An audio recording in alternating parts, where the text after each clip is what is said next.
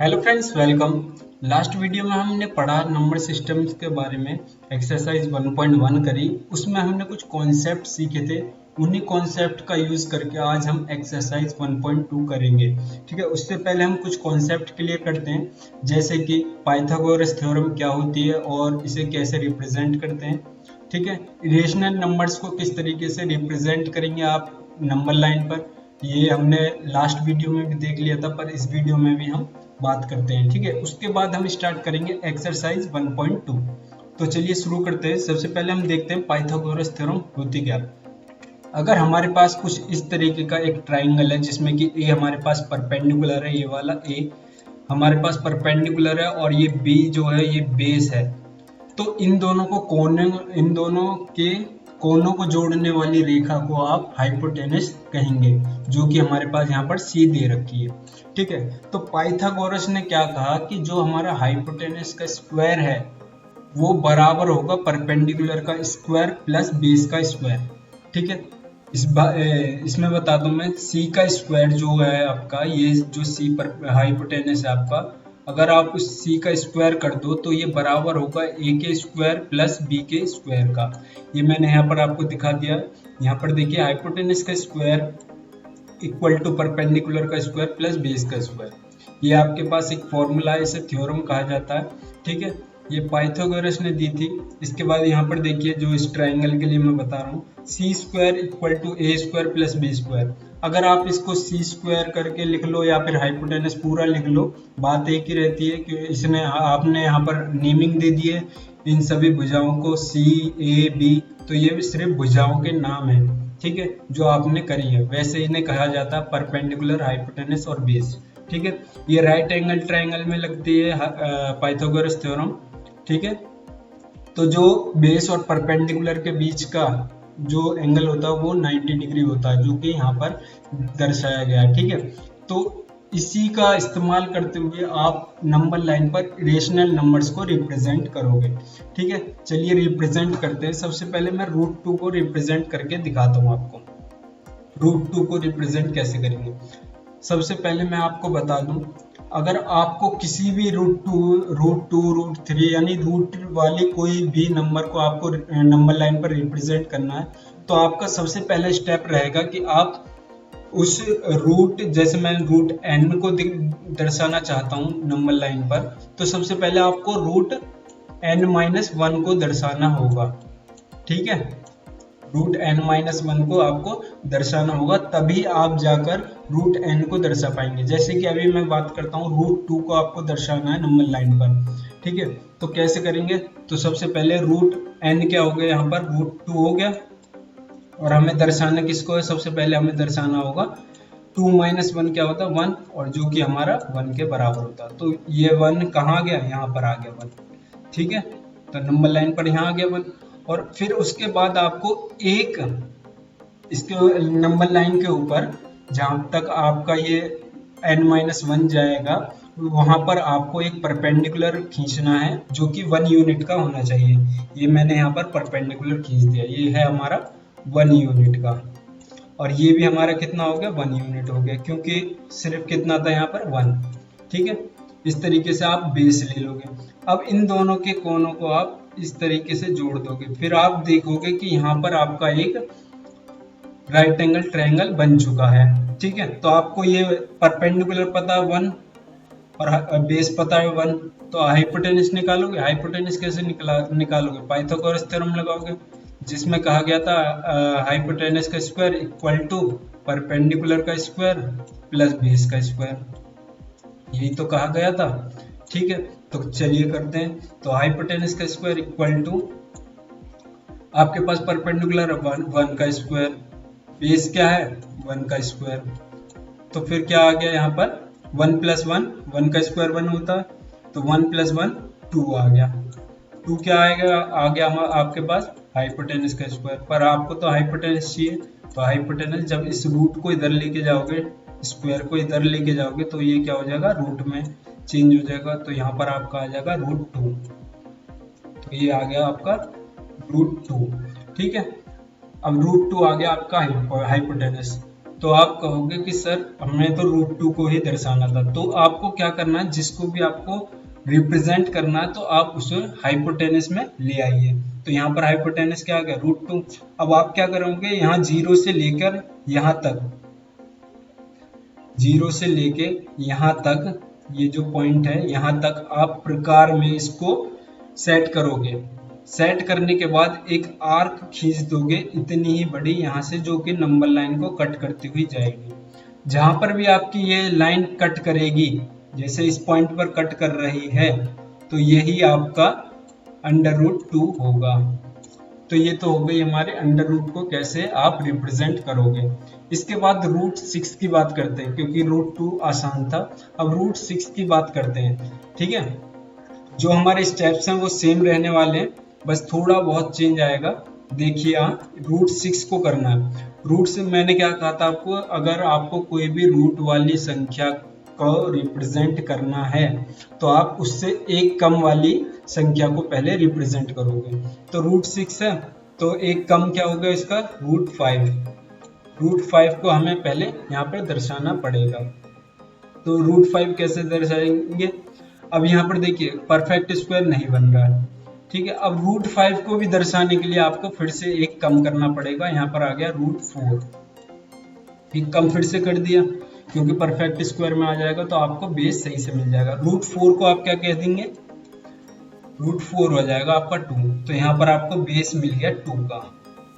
और फिर next step क्या था कि हमें यहाँ पर एक परपेंडिकुलर खींचना होता 1 यूनिट का। ये हो गया 1 यूनिट का परपेंडिकुलर। फिर नेक्स्ट स्टेप 0 से आपको इसे मिला देना होता है इस तरीके से, ये आपका राइट एंगल ट्रायंगल बन जाता है। अब आप इसमें पाइथागोरस थ्योरम लगा सकते हो, जैसे कि आप हाइपोटेनस का स्क्वायर क्या होता है, आपका हाइपोटेनस का square is equal to perpendicular का स्क्वायर प्लस बेस का स्क्वायर, ठीक है। ये आपका पाइथागोरस थ्योरम होती है। अब यहाँ पर परपेंडिकुलर क्या, 1 यूनिट, तो 1 का स्क्वायर। बेस क्या है, यहाँ पर देखिए बेस क्या है, 2 यूनिट, क्योंकि यहाँ 0 से 2 तक आप जोड़ोगे तो क्या बटेगा, 2 यूनिट। तो यहाँ पे 2 का स्क्वायर यानी कि 4, ठीक है, 2 का स्क्वायर कर दिया। अब यहाँ पर देखिए 1 का स्क्वायर 1 प्लस 2 का स्क्वायर क्या आ गया 4, यहाँ पे आ गया 5। हाइपोटेनस का स्क्वायर आ गया आपके पास 5।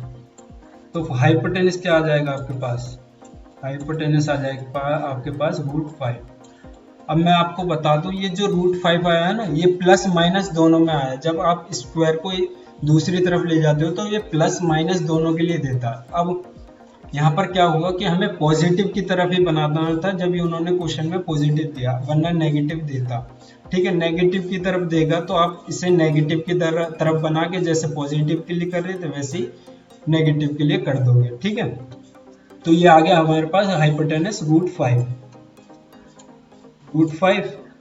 अब यहाँ से क्या करोगे आप, प्रकार 0 से 0 पर रखोगे प्रकार, और यहाँ तक की माप ले लोगे। माप लेने के बाद आपको एक आर्क खींच देने कुछ इस तरीके से, ये आपकी वैल्यू जो आ गई √5 आ गई। यहाँ तक आपकी वैल्यू क्या आ गई, √5 आ गई। अब हमें √5 तो चाहिए था √6 को निकालने के लिए। यहाँ पर देखिए हमें √5 ही चाहिए था √6 को निकालने के लिए।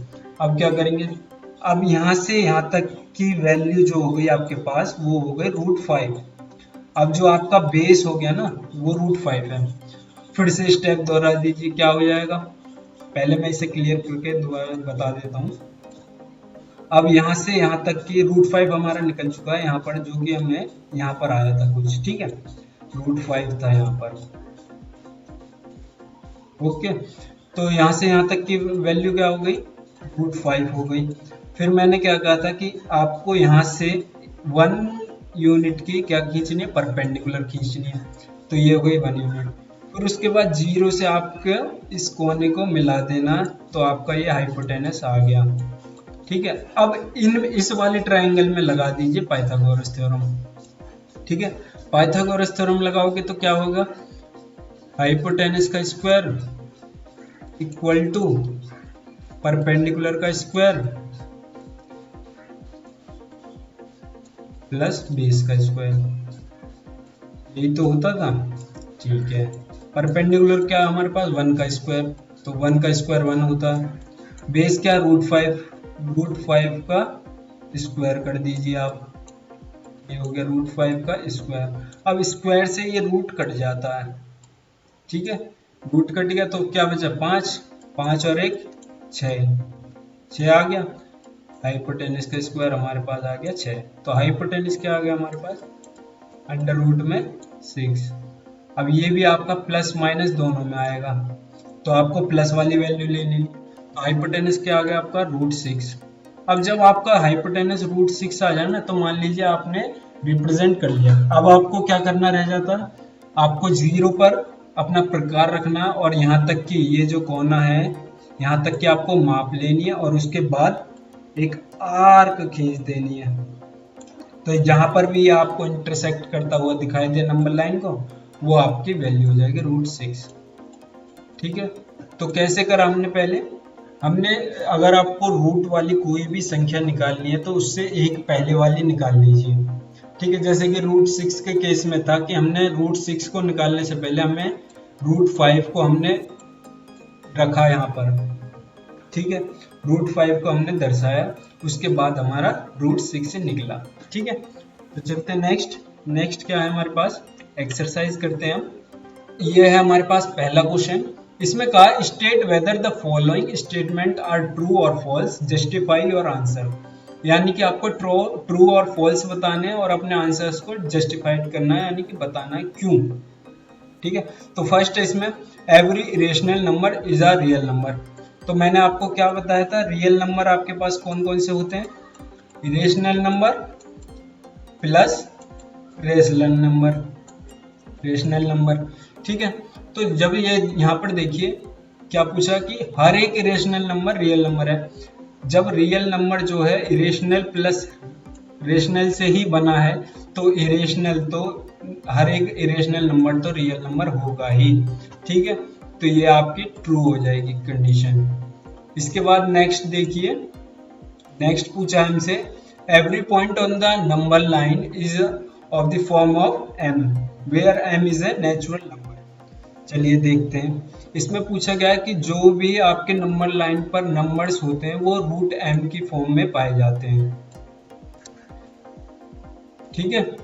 Every point on the number line is the form of, यहाँ पर √m आना चाहिए, ठीक है, where m is a natural number, ठीक है। चलिए तो मैं यहाँ पर एक नंबर लाइन खींच लेता हूँ, ये हो गया 0, ये हो गया √1, ये हो गया √2, √3, √4, √5। तो क्या कहा इन्होंने कि जो हर एक पॉइंट है वो नंबर लाइन पर √m की फॉर्म में होता है। अगर √m होता है तो यहाँ पर देखिए √1 की वैल्यू क्या होती है, यहाँ पर देखिए √1 की वैल्यू क्या होती है, 1 ही तो कहते हैं इसे, तो इसे रूट की फॉर्म में लिख सकते हैं, नहीं लिख सकते। √4 को क्या कहेंगे आप, 2 ही तो कहते हैं, तो 2 को आप रूट के फॉर्म में लिख सकते हैं, नहीं लिख सकते। √4 को लिख सकते हैं, नहीं लिख सकते। √2 को तो लिख सकते हैं, ठीक है। तो बहुत सारे ऐसे नंबर्स हैं जिनको आप रूट की फॉर्म में नहीं लिख सकते, जो कि परफेक्ट स्क्वायर्स हैं, ठीक है। जितने भी आपके परफेक्ट स्क्वायर्स हैं उनको आप रूट की फॉर्म में नहीं लिख सकते, वो इंटीजर ही बन जाते हैं। इसके बाद ये हो गई आपकी फॉल्स, ये हो गया आपका ट्रू, ये पहला वाला आपका ट्रू हो गया, ये फॉल्स हो गया। नेक्स्ट है आपके पास every real number is an irrational number. जो भी आपका रियल नंबर है वो इरेशनल नंबर है। ये आपका यहाँ पर देखिए मैंने क्या बताया था आपको, रियल नंबर क्या होते हैं, irrational number plus rational number. अब इसमें क्या कहा, जितने भी आपके पास रियल नंबर्स हैं वो सभी के सभी इरेशनल नंबर्स होते हैं। तो यहाँ पर देखिए जो रियल नंबर्स होते हैं उसमें रेशनल नंबर्स भी आते हैं, तो ये यहाँ पर ही फॉल्स हो जाती है आपकी स्टेटमेंट। तो जितने भी आपके पास रियल नंबर्स हैं वो irrational number plus rational number से मिलकर बने होते हैं, और इरेशनल नंबर यहाँ पर अलग होते हैं और रेशनल अलग होते हैं, ठीक है। तो रियल क्या है, इरेशनल नंबर्स रियल के सिर्फ एक पार्ट है, ठीक है। Real number is irrational numbers, तो ये आपका फॉल्स हो जाएगा। तो नेक्स्ट क्वेश्चन देखते हैं। नेक्स्ट क्वेश्चन है आपके पास, are the square root of all positive integers irrational, if not give an example of the square root of a number. ये बोल रहा है कि जितने भी आपके पास स्क्वायर रूट में पॉजिटिव इंटीजर्स हैं वो आपके सभी रेशनल नंबर्स इरेशनल नंबर्स होते हैं। तो यहाँ पर मैं आपको दिखा देता हूँ, √1, ठीक है, √2, √3, √4, ठीक है, √5, ऐसे ही आपके चलते चले जाएंगे, ठीक है। यहाँ पर देखिए जो √1 है ये क्या है आपका 1 ही तो हुआ, ये तो √2 2 है, √3 3 है, ठीक है। यहाँ पर ये क्या हो जाएगा 2 हो जाएगा, क्योंकि √4 होता है स्क्वायर, 2 का स्क्वायर होता है, परफेक्ट स्क्वायर होता है 2 का, ठीक है। तो ऐसे बहुत से नंबर हैं जो कि पॉजिटिव इंटीजर्स इरेशनल नहीं है अंडर रूट के स्क्वायर रूट के अंदर, ठीक है। तो ये आपका आंसर है।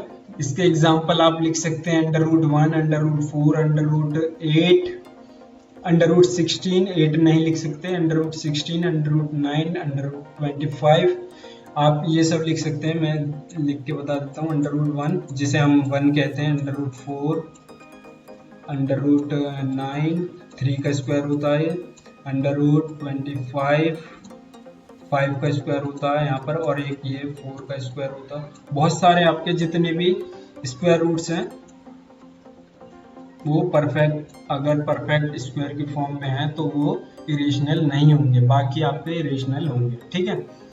नेक्स्ट क्वेश्चन देखते हैं जो कि आपका लास्ट क्वेश्चन है। कैन यू रिप्रेजेंट √5, यहाँ पर अंडर रूट आएगा, √5 on the number line, number line पर आप √5 को किस तरीके से रिप्रेजेंट करोगे। तो ये हमने अभी डिस्कस करा था। यहाँ पर मैं एक नंबर लाइन खींच लेता हूँ, ये हो गया 0, ये हो गया 1, 2, 3, 4, 5। तो आपको सबसे पहले नंबर लाइन बना लेनी है। उसके बाद मैंने आपसे क्या कहा था, जिसका भी आपको अंडर रूट वाले का जिसका भी आपको निकालना हो, एक कम वाले का आप पहले निकालेंगे। जैसे कि √5 का आपको निकालना है √5 का, तो आप पहले निकालेंगे √4। √4 क्या होता है, √4 होता है 2, तो आप 2 को रिप्रेजेंट कर दीजिए। यहाँ पर 2 है, ये रहा, आपने 2 को यहाँ पर रिप्रेजेंट कर दिया। तो ये आपका बन गया बेस, जो कि 2 यूनिट का हो गया, ठीक है। उसके बाद मैंने आपको बताया कि आप वहां पर एक परपेंडिकुलर खींच लीजिए 1 यूनिट का, 1 यूनिट का परपेंडिकुलर खींच लिया आपने। फिर आप 0 से इसको मिला दोगे, मिला दिया। इसके बाद ये बन जाएगा आपका राइट एंगल ट्राइंगल। आप इसमें पाइथागोरस थ्योरम लगा सकते हो। पाइथागोरस थ्योरम क्या कहती है कि हाइपोटेनस का स्क्वायर आपका इक्वल होता है परपेंडिकुलर के स्क्वायर प्लस बेस के स्क्वायर के बराबर, ठीक है। परपेंडिकुलर कितना 1 का स्क्वायर, बेस कितना आपका 2 का स्क्वायर, ठीक है। यहाँ पर 1 का स्क्वायर 1 हो गया, 2 का स्क्वायर हो गया आपके पास 4, तो ये क्या आ गया आपका 5।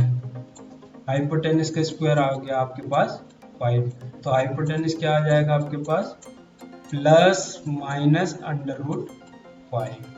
तो अभी माइनस का हम छोड़ देंगे, प्लस का ले लेंगे, तो ये क्या आ गया आपके पास √5, ठीक है। इसके बाद आपको क्या करना, 0 से यहाँ तक, इसके कोने तक, ये वाला जो आपको दिख रहा है ये वाला, यहाँ तक प्रकार में माप लेंगे और एक आर्क लगा देंगे कुछ इस तरीके से। यहाँ पर जहाँ पर भी ये नंबर लाइन को काटेगा ये आपका आंसर होगा। √5 आपको यहाँ रिप्रेजेंट कर देना है, सिर्फ आपको लिख देने मात्र से ही वो रिप्रेजेंट हो जाएगा। तो आपको कुछ इस तरीके से रेशनल नंबर्स को करने हैं। इसके बाद आपका क्वेश्चन नंबर 4 है, वो एक एक्टिविटी है जो कि आपको करनी है, करना हो आप कर लेना, नहीं तो कोई ज़रूरी नहीं है, ठीक है। तो नेक्स्ट वीडियो में हम देखेंगे एक्सरसाइज 1.3 और उसके कुछ कॉन्सेप्ट्स। सो गाइज, अगर आपको ये वीडियो अच्छी लगी है तो वीडियो को लाइक करें, शेयर करें और इस चैनल को सब्सक्राइब करें। Thank you for watching the video, thank you.